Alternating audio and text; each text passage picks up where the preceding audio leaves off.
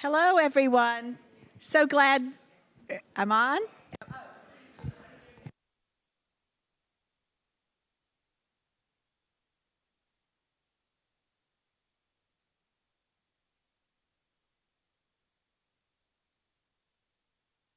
Now it's on. Hello, everyone. I'm so glad to see everybody here. We're going to start the program very soon, right now. And yes, so I just want to say a few words about our director, Ben Gaughran, that we are so very happy to have here. Ben has a fascinating background with so much experience. He's from Trinidad, he's from England, he has directed choirs, he's working on his DMA in choral conducting. He is a singer, he's a pianist, he is an administrator. He has such a wealth of experience, and he's using all of it right here in his role here.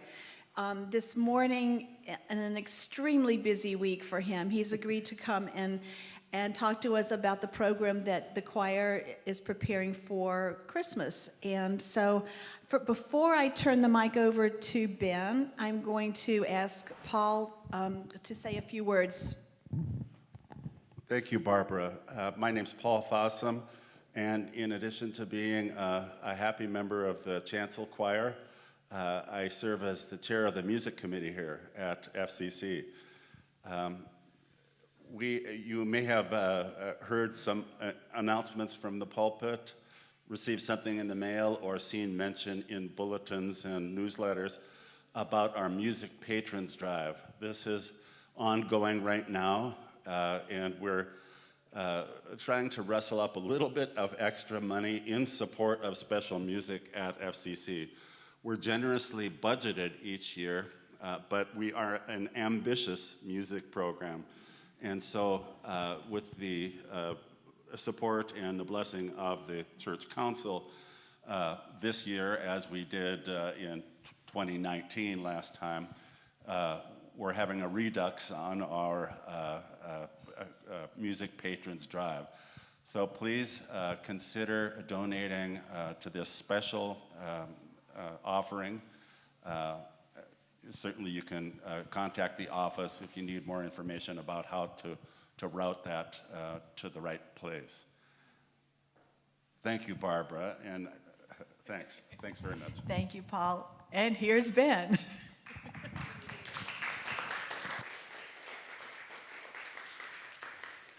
Well, good afternoon, or still morning. Good morning, everybody. Welcome. It's a joy for me to be with you this morning and just to share some thoughts about our special music that we have coming up here at FCC in December. But before I do that, it would be remiss of me to not very unashamedly plug this afternoon's concert. Next slide, please. Here we go. There is a concert happening at 3 p.m. here at FCC. We will be doing some beautiful English music with maybe one or two exceptions. There's a piano solo by Haydn, and we all know that Haydn wasn't English. But he did go to England, so that was my justification. I mean, with that parameter, we could have had every single Western art composer potentially feature in the concert, but we didn't want to keep you here for 6 or 7 hours this afternoon, so we just made that one exception for Haydn. But other than that, our composers are English, and you'll get to hear some wonderful organ performances by our very own Dr. Timothy Huth, as well as some solos by some of our section leaders, and also the choir with a string ensemble. So please come. I'll finish this talk brief quickly so that you can go home, do what you need to do, and come back, ready for a 3 o'clock concert. Great, thank you.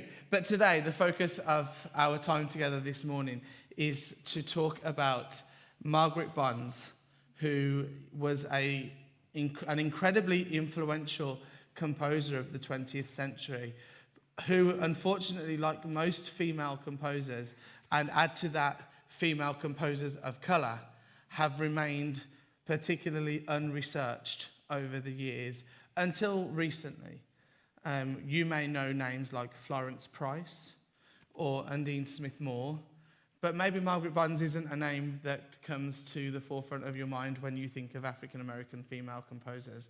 But I hope by the end of our time together this morning, she will be a name that comes to your mind, because she deserves to, and she should come to the forefront of our thinking when we consider composers of the time. Buns was born in Chicago, Illinois, and she had prominent parents, particularly her father. Her father was, on the next slide, thank you. Sorry, I'm not used to saying next slide, so I need to get into that. This was Margaret's father. His name is Monroe Alpheus Majors.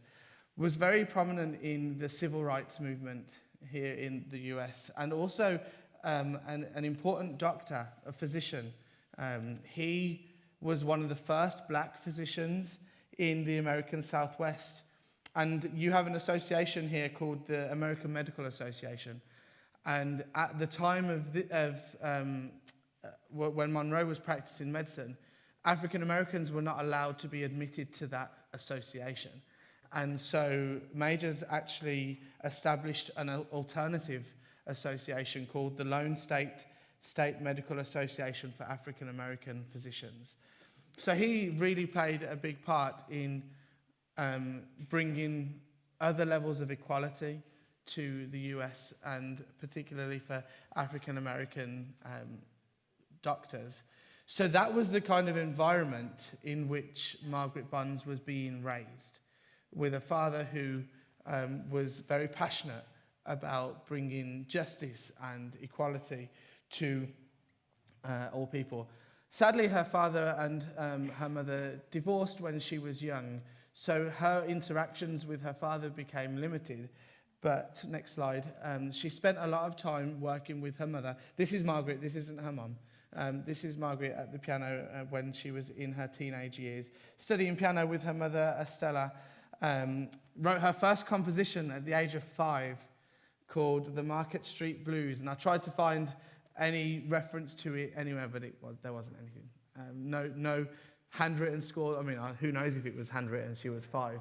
Could she even write? It may well have just been improvised, and she called it that.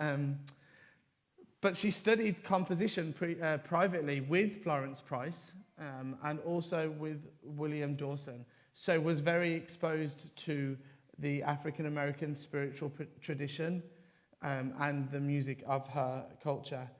When her parents divorced, her home still remained a place where many prominent African American figures, writers, journalists, musicians would come to her home. Next slide. And these are some of the faces of those people. Abby Mitchell, who was a singer in the top left, and Lillian Ivante, who was another singer. In the bottom left there, we see Will Marion Cook, who was a violinist and conductor, and then, of course, Florence Price in the bottom right-hand side. So Buns was being exposed to all of these great artists and writers of this era at a very young age, when they just came and probably shared music together in her home, probably sat at the piano and listened to maybe even Margaret performing for them, and vice versa. One of the first songs that Buns wrote, next slide, was at the age of 19, and it was called The Sea Ghost. And this was the song that really brought Margaret into public eye. It won a prize called the Wanamaker Prize in the vocal category, and this was when people started to take note of things that Margaret was doing. This is a performance here. It's only a brief song. It's like 1 minute and 30 seconds. This is a performance by Karen Slack. You may know that name. She is a prominent African-American opera singer, and she performed this at Ithaca College. So just thought we'd have a listen to this.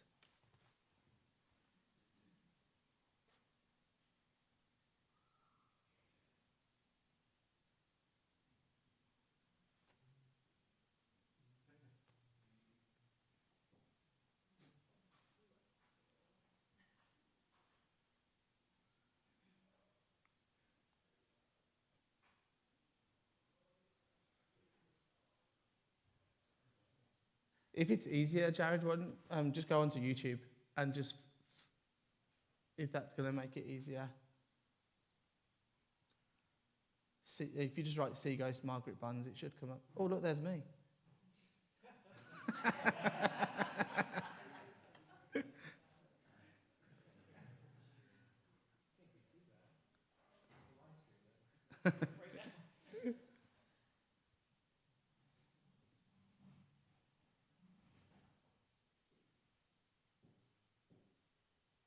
Oh, still no sound. Oh, there we go.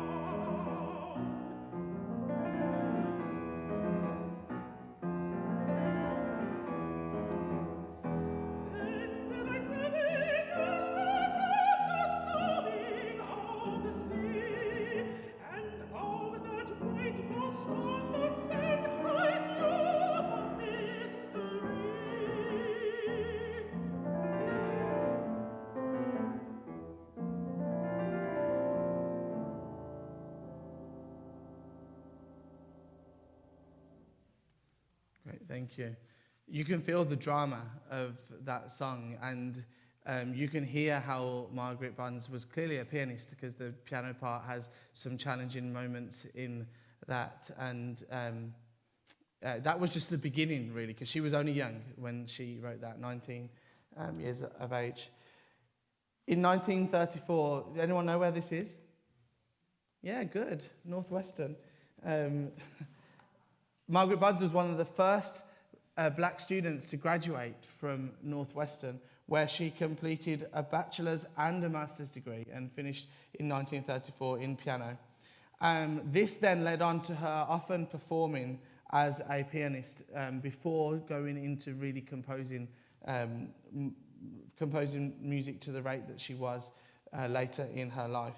And in 1933, so before she had finished at Northwestern, in 1933, she became the first African-American soloist to perform with an American orchestra, because she performed with the Chicago Symphony Orchestra at the Chicago World Fair, which I think is really important. It's really significant that she did that, and we don't know about it, and it's not something that is talked about, and it should be, because that's a big deal. She also would, as you can imagine, would champion the work of her fellow African-American composers, and in 1934 performed Florence Price's Piano Concerto with the Women's Symphony Orchestra of Chicago. So lots of really significant events that Margaret Buns played a key part in. In 1939, next slide, she moved to New York City and continued her studies at Juilliard and lived in Harlem, a historically black neighborhood. And whilst she was in New York, she met Langston Hughes, who became a lifelong friend. We know that name probably far more than we do Margaret Buns.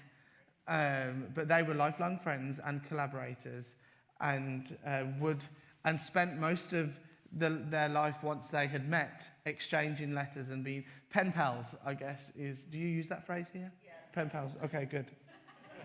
I still have to check these things to make sure that I'm not speaking a foreign language. So they collaborated a lot, and Hughes would become the librettist for a lot of Margaret Buns' music. Buns' influence went further than just music, because when she was living in Harlem, she also helped to establish a community centre, a place where local young people could find safety and refuge and just have a good time building community with each other. She was also a local minister of music at one of the neighbourhood churches in Harlem, and formed what was called the Margaret Buns Chamber Society. So you can see here the influence of her father and the kind of activist approach to providing opportunity and moments of growth for people in the community. And that was all outside of her musical prowess. So let's talk a little bit more about, next slide. Sorry, this is, there we go. I have a wire sticking out of my head. Let's talk a little bit more about Buns' musical style. One thing that we see in Buns' music is a kind of synthesis of what we would perhaps call black music styles. So calypso, jazz, blues, and spirituals. And then we also see a fusion of some, what we might say is more traditional Western art music. And we get to see all of those styles kind of brought together. And most particularly, we get to see those styles synthesized in the Ballad of the Brown King. Next slide. Which is the piece that we will be doing in December. Buns first wrote this piece in 1954, and originally it was for voice and piano only. It was premiered in New York, and it had in the first version 7 movements. In 1960, inspired by what was happening in America at that time with the civil rights movement and everything that was beginning to change in this country, Buns rearranged the piece for SATB chorus, soloists, and orchestra, and added 2 additional movements to the 7 that were already there. And so therefore making it 9 pieces, or 9 movements. And she dedicated that version to Dr. Martin Luther King Jr. as well. That was an important thing for her to do in that time. There's not much written about whether she had any interactions with Dr. King. The prominent position of her father might suggest that she probably did, and that he probably had interactions with Dr. King as well. I'd like to think that she did, and I'd like to think that there was some moments where she learned from him and maybe even played some of her music for him, because Dr. King always appreciated good music. And of course, I already mentioned that the libretto was by Langston Hughes. It's interesting that 1960 version that she rewrote or revised was never published. So we don't have it. We don't know what it sounds like. We don't know what the orchestration was like. I wonder if it's sitting somewhere in someone's attic, which often happens. Whose? I don't know. Anyone have any ideas? Let me know, because it would be great to find it. It would be great to see if we could actually find a manuscript score of this. In 2018, a newer version of the Ballad of the Brown King was revised, and that's the version that you'll hear us present in December. This version is still for SATB chorus with DVC. If you don't know what that means that it's not just soprano, alto, tenor, and bass. It's soprano, soprano, alto, alto, tenor, tenor, bass, bass. So there's lots of different parts in this piece. And composer and conductor Anthony Merriweather revised the score to create a strings, harp, and organ orchestration. And that's what you'll hear in December. So we're looking forward to that. I mean, also because we don't have any other version. There isn't the 1960 version, and this piece needs more than just the piano and the choir. So I guess that Merriweather probably felt that same intention and felt those same feelings, and that's why he revisited the music and created this new version. The unique thing about this piece, not musically but narratively, is that it tells the story of the dark-skinned king who came to visit Jesus, Balthazar. So here we're establishing a dark-skinned character as the central focus of the Christmas story. Doesn't really happen very often. We could talk in another contemporary issues debate about art and how it depicts Jesus and how it depicts the Middle East and how often it's wrong. We could have a whole discussion about that. And maybe Buns saw some of that, and maybe that was another reason that inspired her to take the story of Balthazar and make it the focus of this work with Langston Hughes. Something that I read about what Barnes wrote concerning this piece is really, I thought was really quite powerful. By establishing the dark-skinned king as a central character in the Christmas narrative, Barnes and Hughes radically gave, and this is a quote from Barnes now, the dark youth of America a cantata which makes them proud to sing. I think that that's really powerful. That, again, providing a way in which all people of all colour, all race, can be together and celebrate in a story that is so important to our faith. It's a story that, I mean, in some ways is the beginning of our faith and should be accessible to everyone and isn't just focused on one nation or one culture. So let's have a look a little bit in more detail at the actual piece. Let's go to the next slide. These are the titles of the 9 movements. It doesn't really follow the Christmas story traditionally in terms of in order. I mean, let's also be very honest and open here. The 3 wise men did not go to the baby Jesus in the stable, right? We were all raised that way, but it doesn't happen like that in the Bible. The 3 wise men came later when Jesus was maybe a toddler. But it's okay. We can keep them in the Christmas story. Because all of our nativities have the 3 wise men there. So it's fine. So it can't really follow that narrative of the actual Christmas story because it doesn't fit into it. So that's why you kind of see the 3 wise men start the cantata, because they probably started journeying maybe a little bit sooner. We don't know the exact date when the star appeared. And who knows when it appeared for them to see.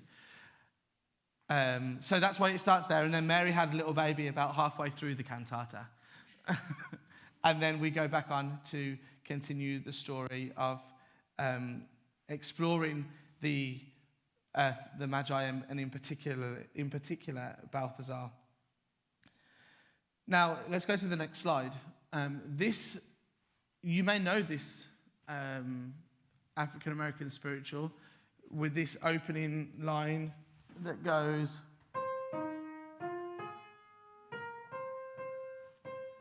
yeah, you've heard that before. The tenor solo of the opening of Margaret Bond's Ballad of the Brown King goes like this.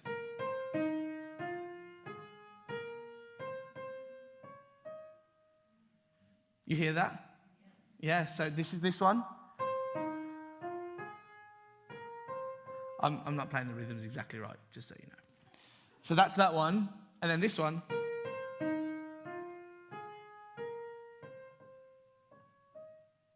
So this spiritual inspired Margaret Bunds in writing this piece. And you hear little iterations of this coming all the way through the piece.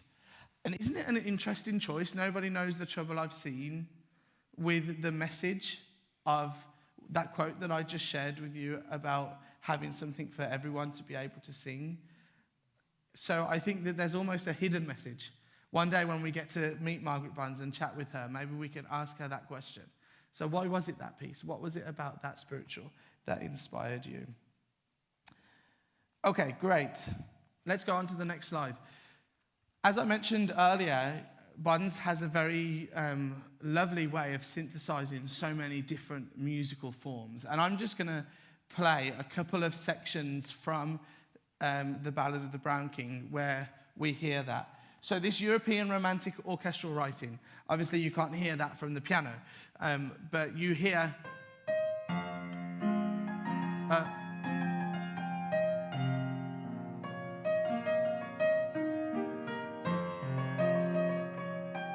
It's just very rich harmonies that you can't hear very well from the piano in terms of the fullness of texture. But when you've got the strings that are playing all of these rich, long melodic lines, that's very romantic. It's very European as well in the way that it's written. So you see the elements of that in her writing.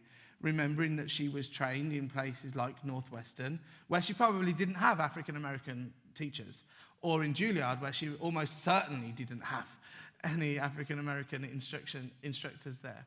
And then number 2, jazz harmonies. And this is a challenge for the choir, jazz harmonies, especially when those jazz harmonies are so close to each other in terms of distance between the notes. In movement 7 of the piece, which is called O Sing of the King Who Was Tall and Brown, this is a movement for just upper voices, soprano, soprano, and alto. And this is how one of the sections for the choir goes.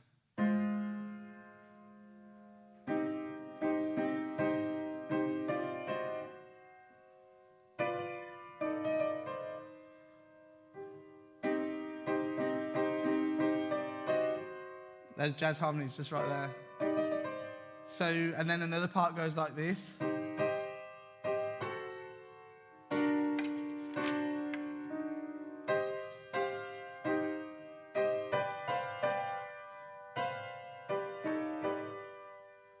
So you can hear those jazz harmonies. Now, the choir don't have to sing that one. It's going to be our section leaders who are singing that one. So, so the soprano, alto section leaders will sing that one, just because we're limited on time and how much time we have to learn this music. So there's an example of some of the jazz harmonies. And then the calypso-style syncopation. Movement 4, which is called Mary Had a Little Baby, starts out with a soprano solo. Do you all know what syncopation means? Syncopation is music that's off the beat, so it's not on the strong beats of the bar. Typically, you would hear music just kind of going 1, 2, 3, 4. But if you hear music go 1 and 2 and 3 and 4, it's those ands that are what we call syncopation. So this opening solo. Why don't we all try this? Can you all clap the pulse? So you're all going to go 1, 2, 3. You are the main beats, okay? And I am going to play the syncopation. The calypso style syncopation goes.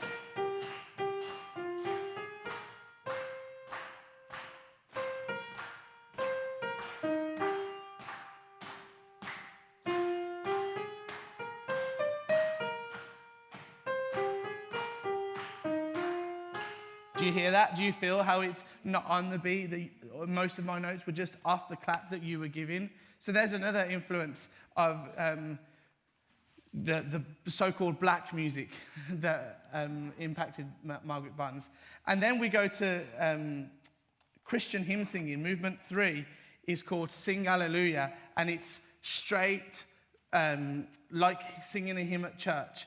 We call, in music, we use a word called homophonic to describe texture, and that's where the notes rhythmically move at the same time as each other across all 4 parts. So you hear this.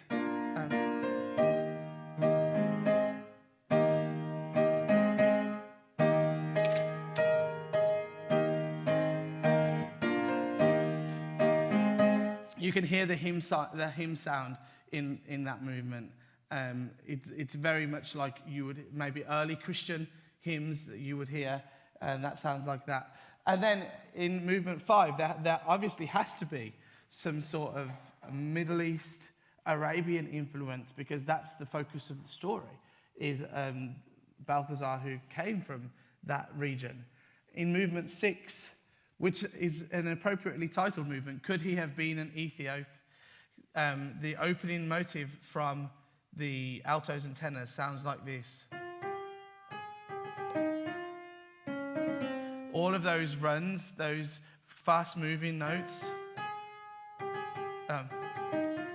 those kind of Arabian ornamentation style motifs, you'll hear all the way through this piece. So that just gives a little kind of snapshot of some of the different musical influences that you'll hear from this piece. Next slide, please. So why did I choose this? Other than the fact that I wanted to conduct it, because I really like the piece. I think it's a beautiful piece. So, but aside from that, I tried to be very intentional with my programming and think, Why would I choose this piece? And obviously that's dependent on the audience that we're presenting the piece to. The audience here is very different to an audience that I might be presenting to, say, at the university.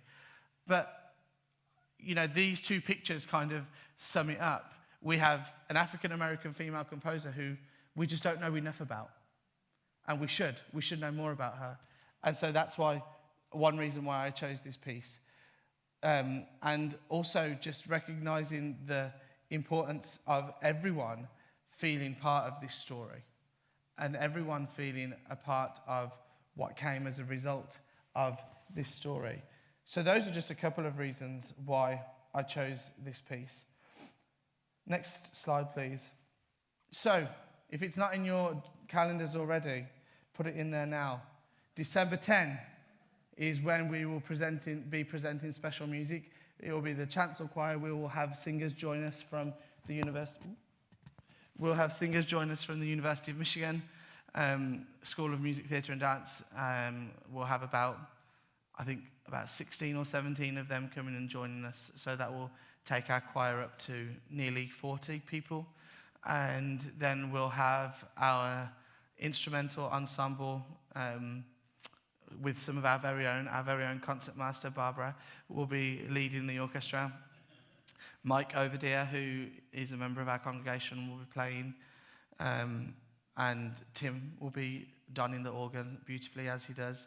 We'll have the harp player come in as well. So we'll have a good ensemble of maybe 15-ish people. So this is a really wonderful opportunity to invite friends and invite people who maybe don't usually come to church to come and hear special music. Everyone usually goes to church at Christmas. And so invite them to come along and listen to this really important piece of music, important on many levels, but also enjoyable both musically. Next slide. Now, despite Margaret Bond's many professional successes that I've just touched on briefly this morning, there were many personal tragedies that Margaret experienced in her life. One that hit her most deeply was the death of her mother. And also then later, the death of Langston Hughes, who she had been so close with on professional levels and probably just personally as a friend as well.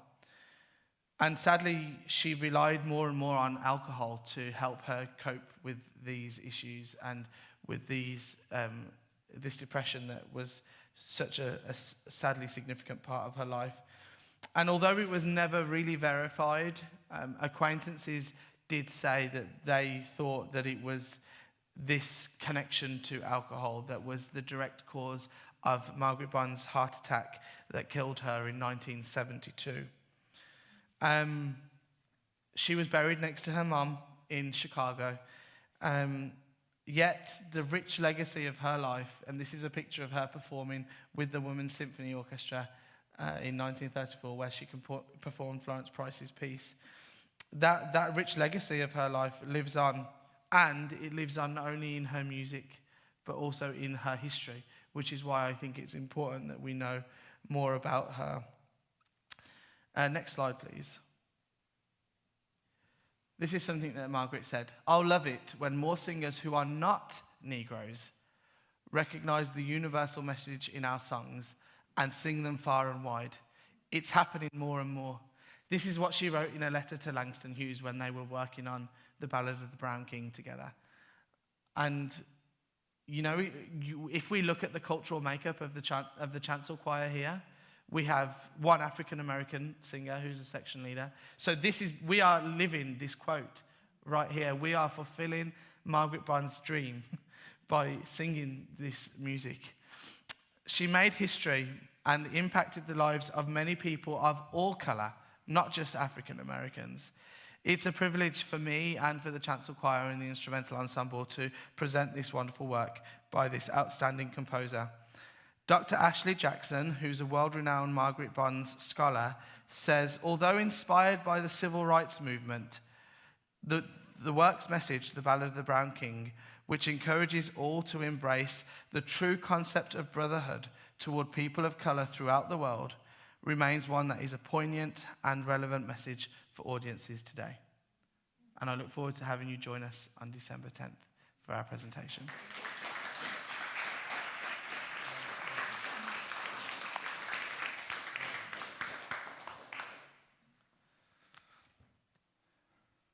Oh, it's not on. I turned it off.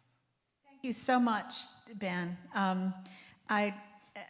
I am embarrassed to say I did not know this piece at all. So I'm particularly looking forward to it. And I'm so grateful that you're bringing it to our attention and the choir is working hard to get it together.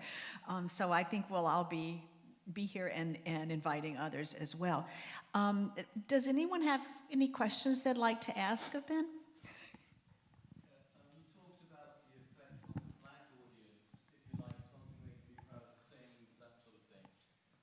By the effect on the white audience, do you think there might have been like a kind of an edgy aspect as well, like kind of shake them out of the complacency of always drawing white Jesuses and always drawing white disciples and so on, and trying to like maybe slightly uncomfortable deliberately to say, hey, you know, look at what you guys are doing and just think about it from the other side. You know?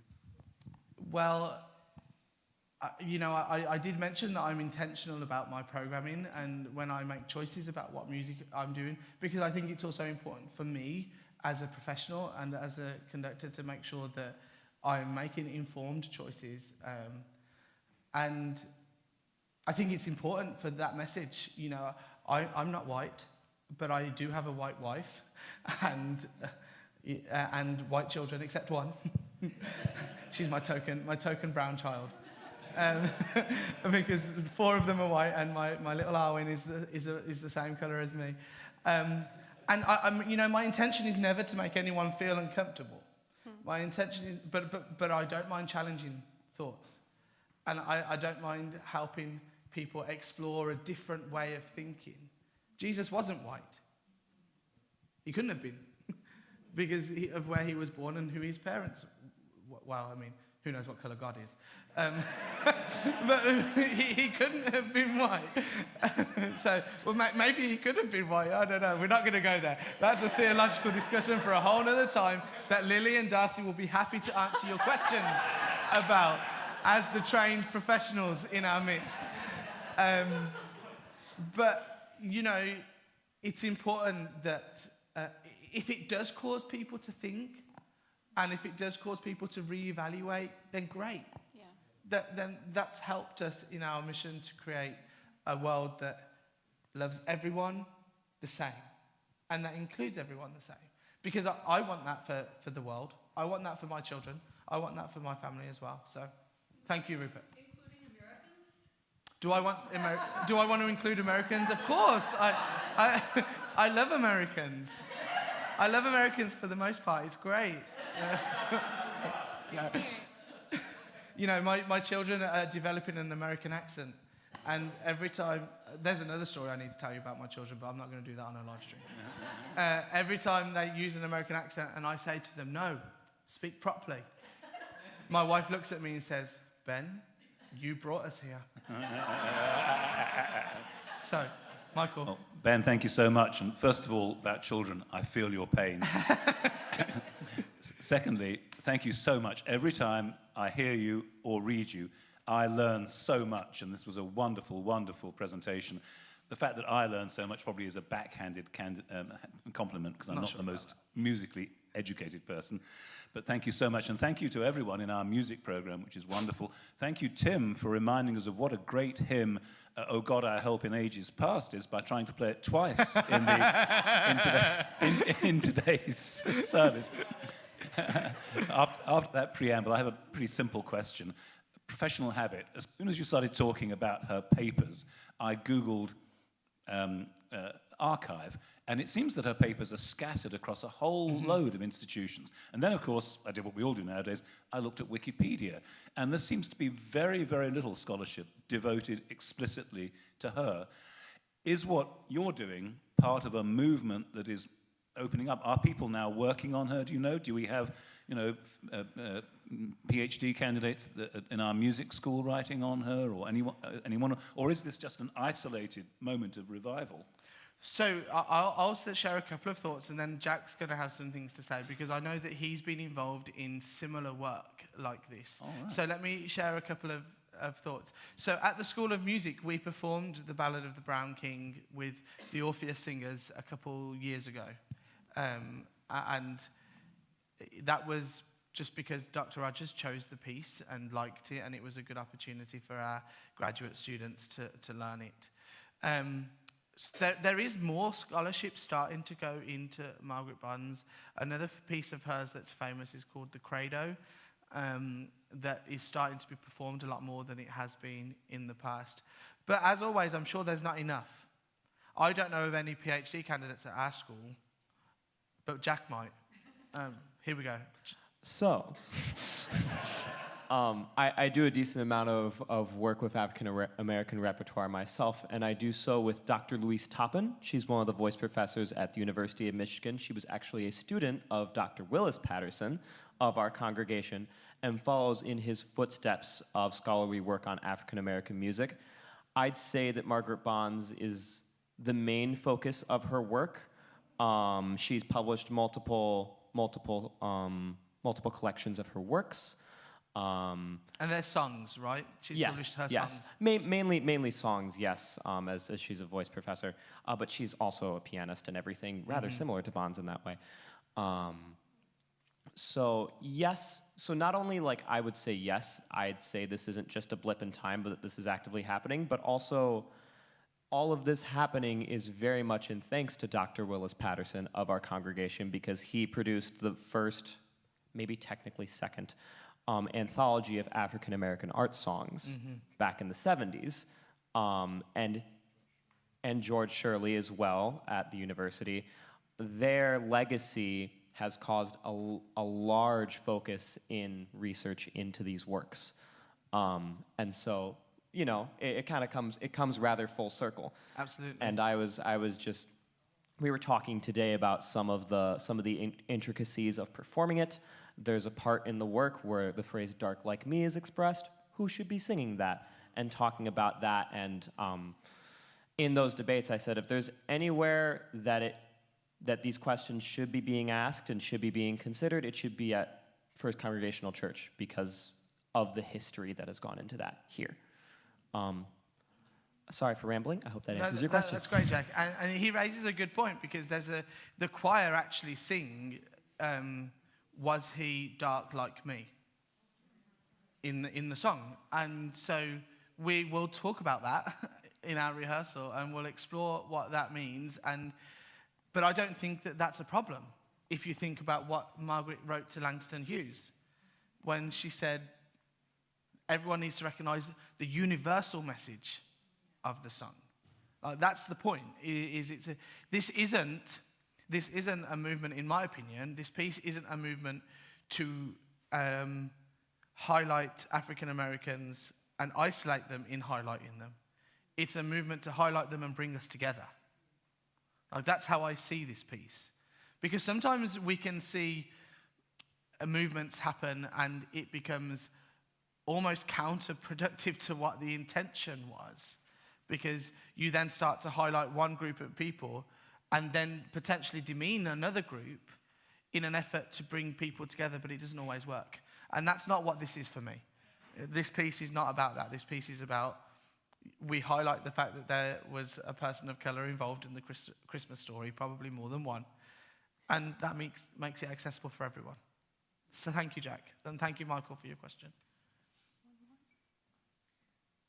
Many of my friends are great singers and sing in the choirs at their church. And I would love to invite them here, but I'm sure they're going to say, my church can't get along without me on Sunday morning at 10 o'clock. And the fact that you're only doing it when most church choirs are singing already, just makes me so sad. If there's any other way that they could, that's why that would be nice if that was at 3 o'clock again or something. I mean, I don't know how we could do that, but even our own singers are almost always choir members at their own churches, not our church. Yeah, and I appreciate the difficulty of that. the good thing about live streaming is that it will always be available on YouTube because you can go back and watch it. That's what I should tell them. yeah. I should tell exactly. And you know, I'm happy to do 2 performances, How about the choir? but let me tell you, you have to contribute to the Patron Music Fund that Paul talked about at the beginning, because we have to pay the players to do 2 performances. And that costs money. So if you want to see more performances, give more money. That wasn't even planned. Thank you. That's good, yeah. I'm a good fundraiser. Good, yes. Thank you. I think that's all we have Absolutely. time for. Thank you, everyone. One thought about Langston Hughes. Yeah. I'm afraid I'm woefully ignorant of what I'm saying. However, Langston Hughes has a Michigan connection. Does anybody know about that? I have a cottage up in Wellston. You know how I love to go to my forest. Up near Dublin, near Manistee and all that. Well, he has family up there. So when I'll run into black people in the Dublin store, which is in Irons, and they're his relatives. Interesting. But I wish I knew more about how and when he was there and all that. Well, that's what you can investigate next time you're there. Yeah, I need to do that. But yes, thank you, Ben. Thank you. Thank you, everybody. Yeah.